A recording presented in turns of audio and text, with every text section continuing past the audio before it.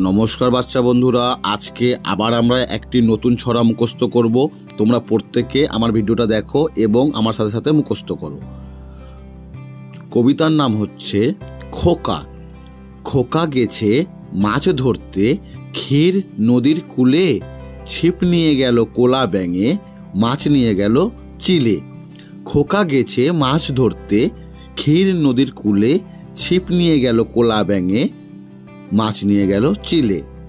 खोका गेछे माछ धरते ক্ষীর नदीर कूले, छिप निये गेल कोला ব্যাঙে, माछ निये गेल चिले।